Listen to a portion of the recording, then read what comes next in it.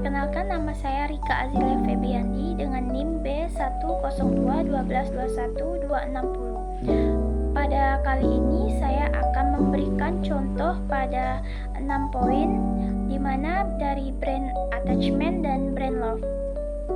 Berikut penjelasannya. Pada poin pertama ada intensitas emosional.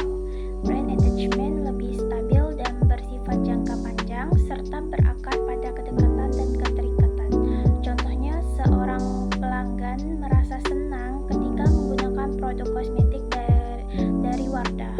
Meskipun menyukai produk ini, dia masih terbuka untuk mencoba merek lain yang menawarkan produk serupa.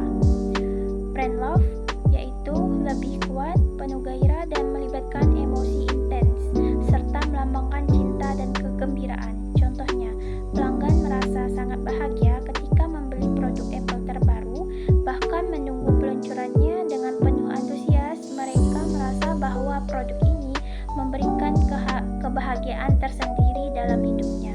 Poin yang kedua yaitu fokus hubungan. Brand attachment berfokus pada kesesuaian identitas dan kebiasaan. Merek tersebut sering dianggap relevan dalam kehidupan sehari-hari.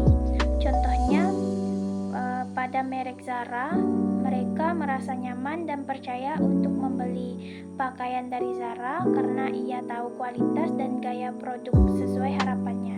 Namun dia tidak merasa memiliki keterikatan emosional yang mendalam. Brand love lebih berfokus pada antusiasme dan hasrat yang lebih intens. Mereka sering dilihat sebagai inspirasi atau aspirasi. Contohnya, pelanggan sangat memuja produk Tesla hingga menganggap merek ini sebagai bagian dari kehidupannya. Ia bahkan mengikuti berita dan perkembangan terbaru dari Tesla serta merasakan hubungan emosional yang kuat pada merek Tesla tersebut. Selanjutnya, pada poin yang ketiga yaitu perilaku konsumen. Pada brand attachment, loyalitas tinggi dan konsisten menggunakan produk, tetapi belum tentu mempromosikan merek secara aktif. Contohnya, konsumen rutin membeli pasta gigi Pepsodent karena merasa nyaman dan percaya pada kualitasnya. Namun, jika produk tersebut tidak tersedia, ia tidak keberatan untuk membeli merek lain. Adapun brand love lebih aktif dalam merekomendasikan merek, terlibat dalam word of mouth dan memanfaatkan kekurangan merek. Contohnya, konsumen sangat mencintai kopi dari Starbucks dan berupaya mengunjungi Starbucks setiap pagi, bahkan bersedia pergi lebih jauh atau antri lebih lama demi meminum kopi favoritnya. Poin yang keempat yaitu toleransi terhadap kekurangan. Pada brand attachment, toleransi terbatas terhadap perubahan besar atau penurunan kualitas karena lebih berfokus pada stabilitas. Contohnya, seorang pelanggan Nike menyukai merek ini tetapi merasa tidak puas dengan satu model sepatu tertentu. Ia mungkin berhenti membeli produk itu tetapi tetap terbuka untuk produk Nike lainnya. Sedangkan pada brand love, yaitu toleransi yang tinggi terhadap kekurangan merek karena ikatan emosional yang kuat. Contohnya, penggunaan produk Harley Davidson mungkin akan tetap setia meskipun mengalami masalah kecil pada sepeda motor mereka, tetapi mereka cenderung mentoleransi kekurangan tersebut dan tetap mendukung merek tersebut karena mereka cinta yang mendalam terhadap barang yang dimilikinya. Pada poin kelima ada peran dalam identitas konsumen.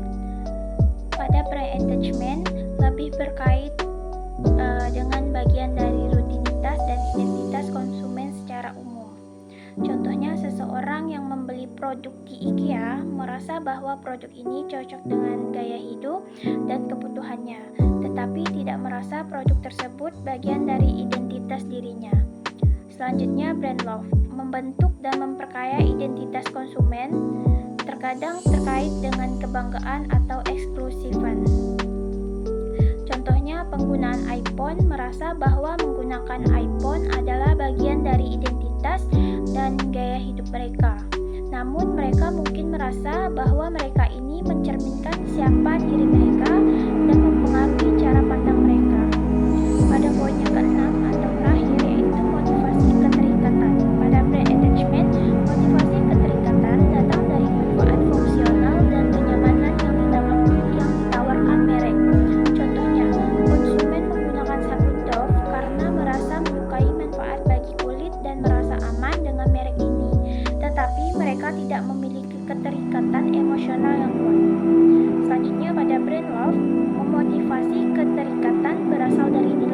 emosional, pengalaman unik, dan inspirasi yang diberikan merek.